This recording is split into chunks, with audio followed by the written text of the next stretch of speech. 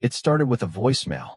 Nothing dramatic, no lightning in the sky or whispers from behind closed doors. Just a simple notification on her phone. You have one new message. But for Amber Lane, that single beep was the beginning of everything unraveling. She'd had a long day at work, filled with endless meetings and a broken printer that refused to do anything but flash a red light. When she finally made it home, kicked off her heels, and collapsed onto the couch, she noticed the notification. A voicemail left at 3:17 p.m., right around the time she was in the conference room giving a quarterly report. She didn't recognize the number. It was her own. She frowned, tapped play, and lifted the phone to her ear. At first, all she heard was static. Then a voice, faint and shaking. "Amber? It's me. It's you. Don't go to the house. He's there. He knows we know." A sharp inhale, like the speaker was trying not to cry. "I didn't listen. Please, don't make the same mistake." The call cut off. Amber sat there frozen. Her finger trembled as she replayed the message again.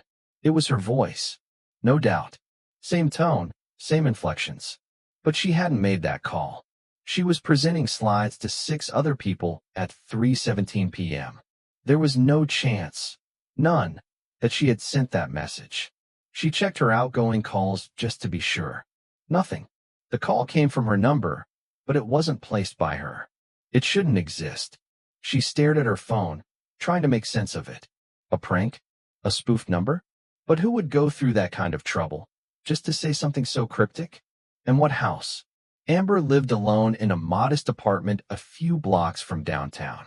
Her parents had passed away years ago, and she wasn't close with her extended family. There was no house in her life that fit.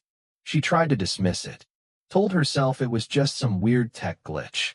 But something about the voice, her voice, felt urgent, panicked, real, too real to ignore. That night, sleep came in shallow, broken pieces. She kept dreaming of herself, watching from a distance, standing on a street corner, staring up at her own window, sitting in her car, across the street from her job, always watching, never blinking. The next morning, she found another voicemail. This time, it was even shorter. "Why didn't you listen? I told you.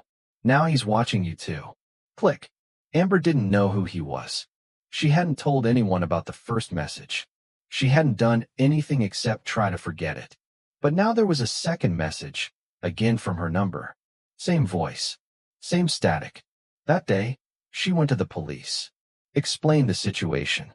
The officer on duty was polite but dismissive. "Probably a scammer," he said. "Happens more than you'd think. People can spoof numbers now, even imitate voices with AI."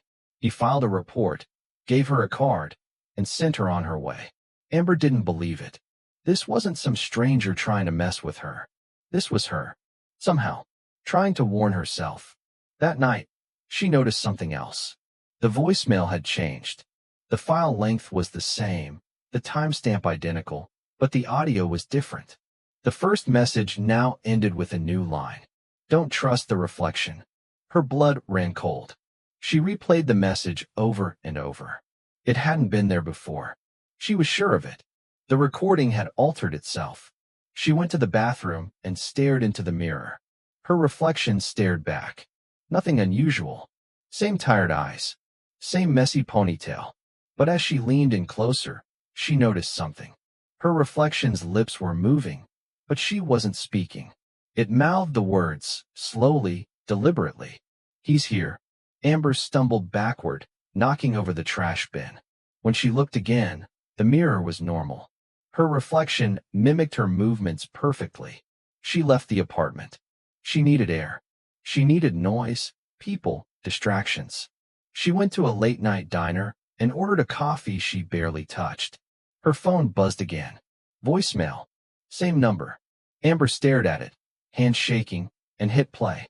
This time, the voice was frantic, screaming. "He knows. He's..." The message cut off with a screech of static that made her throw the phone onto the table. People stared. The waitress asked if she was okay. Amber muttered something about a wrong number and left cash on the table before rushing out into the night. She decided to visit the phone store the next day. Maybe her number had been hacked. Maybe someone had cloned her SIM card. But the tech ran a diagnostic and found nothing wrong. Her number hadn't been cloned. There were no outgoing calls at the times the voicemails were received. Her account had no anomalies. But she noticed something else. A photo had appeared in her gallery. Not taken by her. Dated 3 days into the future. It showed a door. Wooden. Red. Faded. And a hand reaching toward the handle. Her hand. She didn't recognize the door. She showed the tech.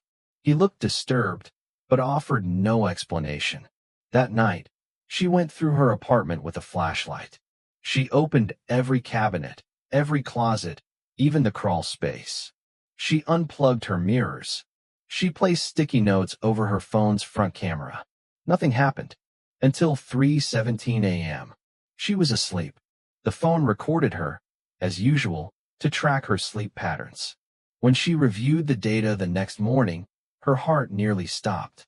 At exactly 3:17 a.m., the screen flickered. Her sleeping body remained still, but her face turned toward the camera. Eyes wide open, mouth moving. But the voice that came through wasn't hers. "You should have listened. He's already inside." The next voicemail didn't come through the phone. It was on her apartment landline. She didn't have a landline. She followed the sound one night, an old-fashioned ringtone echoing from inside her hall closet. She opened the door and found a black rotary phone sitting in the dark, the cord vanishing into the wall. She lifted the receiver with trembling hands. The voice on the other end whispered, "It's time to come back." Then she woke up. Or thought she did. Everything felt copied, like she was living inside a photocopy of her life. The colors looked flat. The lights buzzed too loud. People's faces looked slightly wrong. Too smooth. Too symmetrical. No one blinked. The barista at her favorite cafe repeated the same exact sentence 4 times in a row. The crosswalk sign across from her apartment glitched, flickering between walk and stop rapidly, like a strobe. She checked the voicemail again. It was gone. Her call history? Gone. Her photos? Replaced. Now her gallery was full of images she'd never taken. Pictures of her sleeping, taken from above. Pictures of her front door. Pictures of her mirror. And in every photo, standing just in the edge of the frame, was a tall figure in black. Faceless. Still. She stopped going to work. No one called to check on her. Not her manager. Not her friends. It was like the world had stopped reacting to her. She stood in front of her apartment mirror again. Her reflection didn't move. Then, slowly, it raised one hand. Its mouth opened, and she heard her own voice whisper through the glass. "This version's over.